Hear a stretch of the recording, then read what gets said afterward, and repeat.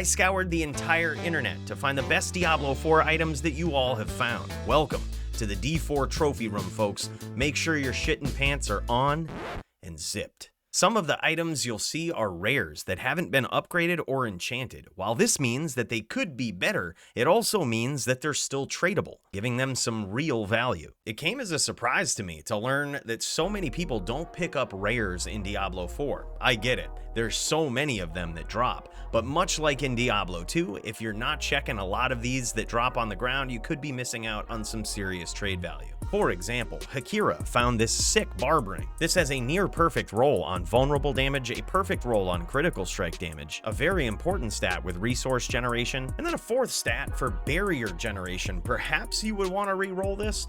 Perhaps not. Really just depends on the type of barb setup that you have. But regardless, this ring has a lot of value because it's tradable, re-rollable, customizable on many different barbs. Now, while this ring, found by Daddly Doo, is no longer tradable because of the enchantment, it certainly has just about everything that you're looking for on a barb ring, and near perfect rolls at that. It appears as though he keeps re-rolling this resource generation to try to get a perfect roll on that, and when he does, I would say this could quite possibly be one of the best in-slot barb rings that we've ever seen. Speaking of barb items, Alar submitted this to the trophy room in Discord. I found this to be a very interesting take on a barb amulet, certainly different than what a lot of people are doing. You can kind of tell that he's going for survivability with this build. He's imprinted the disobedience aspect on an amulet for a 50% bonus to it. As one of the most overpowered aspects in the game for survivability, this is a very interesting choice. The uniqueness of this amulet certainly caught my eye, and I think it's a very good take on what a barb amulet should look like when you're basing your build around survivability. And another barb ring worthy of a shout out was submitted by PDB. This one has a perfect roll on resource generation, a perfect roll on critical strike chance, arguably the two most important abilities on this ring, and very high rolls on critical strike damage and vulnerable damage. That aspect though, you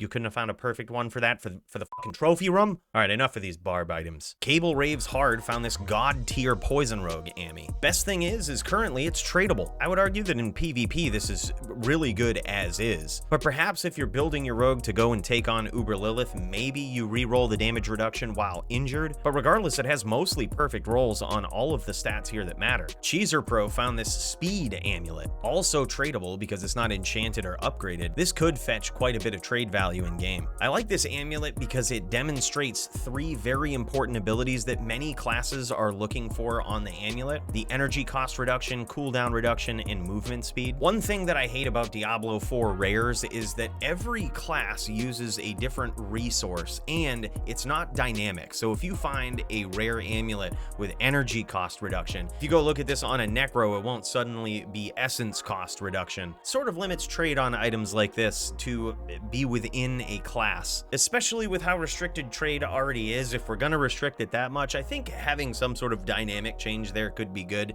Either way, I digress. This is a sick Ami. Most likely the fourth ability will be re-rolled for something else, but perhaps not. Some people really appreciate the movement speed as they're blasting through dungeons, but my guess would be that damage would probably be something that you would want to focus on that final stat. Another god tier rogue amulet found here by Jindo Jun. A perfect roll on movement speed, perfect roll on cooldown reduction, perfect bonus to dexterity. Not sure if the owner of this amulet would re-roll that conjuration skill damage till it's perfect or not, or look for something else. But as it stands, this amulet hits two very important damage buckets and has two great attributes on it in addition to that. Trouble found this druid amulet, which was trading for 80 million in-game gold. Again, it's got the three most important things for just about any class: movement speed, cooldown reduction, and energy or spirit cost reduction in this case. It's likely that the second ability will be re-rolled, but if you're ever wondering which abilities are going to fetch you the most trade value, it's going to be a combination of those three that we talked about, and this is a perfect example of that for the druid class. Speaking of druids, you've heard of Sharknado.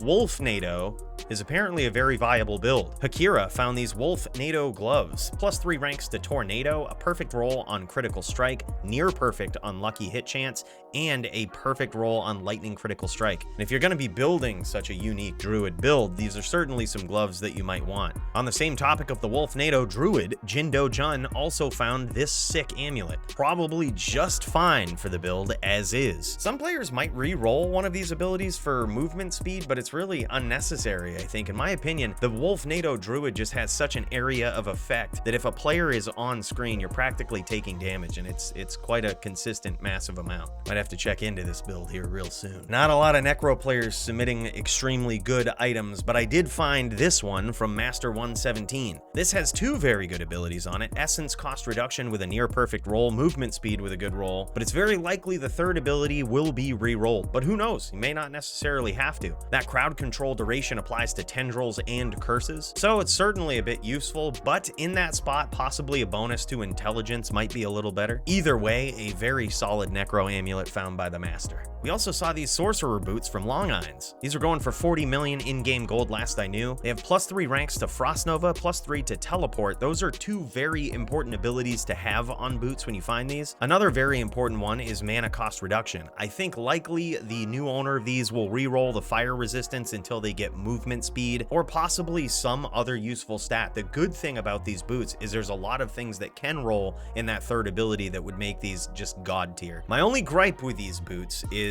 the evade grants 50% movement speed for 1 second. Personally, I prefer more evade charges, but some players swear by this. The Sorcerer does have the teleport skill for additional movement, so I guess there is that. Regardless, a very nice pair of boots. Probably one of the best rings I saw was here from XKO. Look at all of these perfect rolls where it matters for critical strike chance, critical strike damage, and even the damage to injured enemies. This is not a bad ability to have on a ring, but most importantly, it rolled perfectly. This is tradable, and if he does trade this, likely the new owner will re-roll the second ability. If he gets a perfect roll on vulnerable damage for that, this could be quite a GG ring. The best part about this ring is it's not necessarily pigeonholed into one type of class. That's what gives this a lot of value. And before we get to the pinnacle here, I'm going to sneak in an item that I found. I'm pretty proud of this armor right here. Very good for survivability, near perfect rolls on damage reduction to close, distant, total armor, and flat damage reduction with that perfect,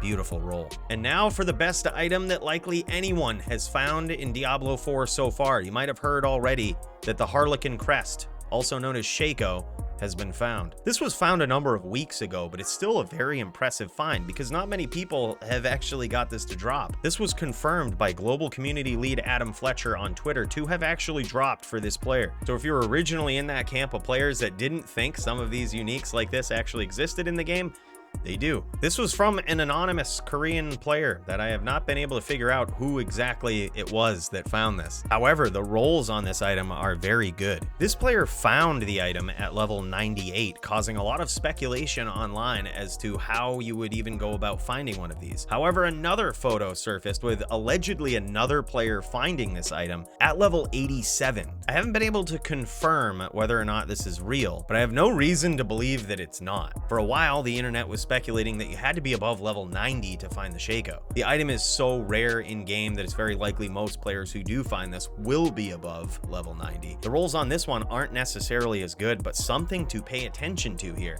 is that both of the item levels on these Shacos are exactly the same, 820. So conspiracy theorists or people trying to figure out exactly how to find a Shaco, perhaps that's something that we look at and try to make assumptions off instead. Regardless, it just looks good to see another Shaco drop in this game. Hopefully someday it's one of us that finds these. And with that, the first Diablo 4 trophy room is a wrap. If you think you can do better, be sure to join the Discord and show your items off. And if you could help me hit 66,600 subscribers in celebration of D4, well, I certainly would really appreciate that. I'll catch you guys in the next video.